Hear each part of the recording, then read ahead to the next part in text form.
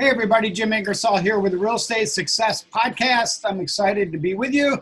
Buckle up because I'm going to talk to you about your freedom and your dreams and what you're doing to go down that pathway to achieve them. And are you really on the right pathway at all? Because all the real estate gurus out there, they want to tell you that you've got to be a wholesaler and you've got to flip houses. You hear it on the radio all the time for all these crazy HGTV super hosts, right? Or maybe you've been working in corporate America for years and you're really just getting tired of working so hard for somebody else. You've got a nice W-2, you get a comfy bonus in the first quarter after your comfy tax return, and you're just getting tired of that routine where somebody else controls your schedule. That was me 15 years ago, when somebody told me to get on a plane and go to Asia or go to England or go to Mexico or Europe or to California or Ohio or Milwaukee or wherever. I got on the plane like a good employee and went. I had no control over my own life, and I got tired of it. The other thing I really got tired of working corporate America was that I was really building somebody else's wealth, because I was working in a business where the business was in growth mode.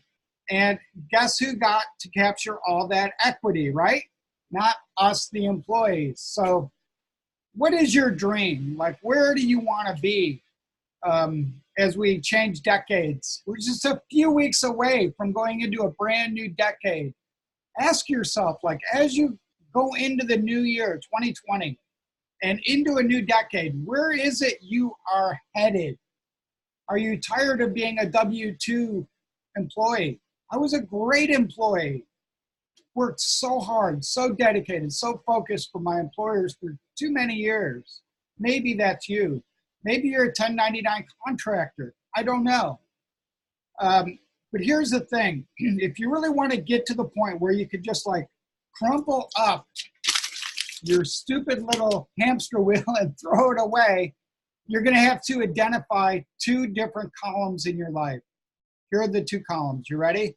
Column one, active income. This is what you do to create money so you can eat, put your kids through college, pay for your daughter's wedding, and all those kinds of things. Active income. You've got to have some of it to live. Column two, passive income. This is where you really start focusing and you can throw that hamster wheel into the garbage forever.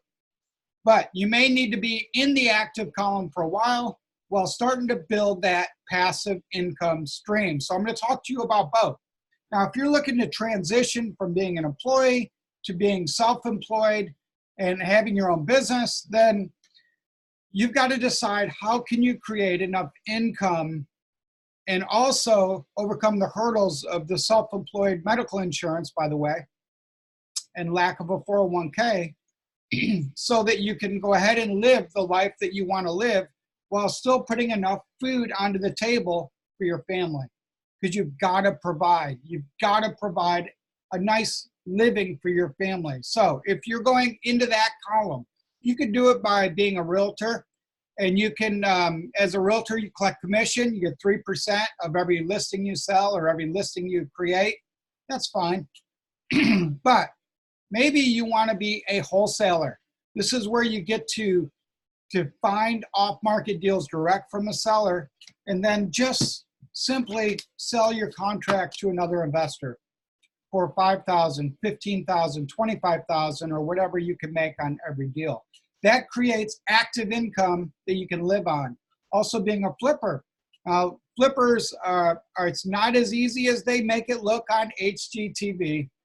But you can create nice income streams flipping houses by fixing them up and selling them retail on the MLS, for instance. All of that is active income. It's transactional. So if you stop doing realtor jobs as far as collecting commission, or you stop wholesaling deals, or you stop flipping, you stop getting paid. That's a problem. If you're trying to provide for your family and you want to break up your hamster wheel and throw it away. So you need to start transitioning some of your time, some of your focus from the active column to the passive column. Now, what's over here in the passive column? In the passive column, there are three main things you can do. Number one, you could be a private lender. Number two, you could be a landlord. And number three, you could buy and invest in notes or create notes and sell them and that kind of thing. So let's talk about all three of those really quickly if we can. How can you be a lender? Well, a lot of people have money in retirement, especially if you're working a corporate job and you're going to quit. Your 401k is going to be stranded there with Vanguard or whoever it is. You can roll that into a self-directed IRA, and then you can lend that money to another investor in your local market. And you can create a really nice return. So as a private lender, you could lend it at 8%, you could lend it at 10%, 12%, you could do 12% in a point, that's like 14% on a, depending on how long the loan goes. And you can create some really great returns passively, participating in other people's deals in your local market if you want. Now, what can go wrong as a lender? Well, you've got to do your due diligence. You've got to underwrite the loan. You got to check the character of the person you're going to stroke the check to, right? Because there are bad characters and there are bad investors in every market that would love to collect that check from you and then never do the work and never pay you back. So you've got to be careful of that. There's risk in every sense of every real estate investing, whether you're flipping or whether you're a lender. Do your due, as Quincy Long says, do the due. Do your due diligence. All right, what about being a landlord? My favorite, right? I love collecting assets that create monthly cash flow from my tenants who are phenomenal residents, and I love having them. They go to work every month and every day, and then they pay their rent on the first. It's great.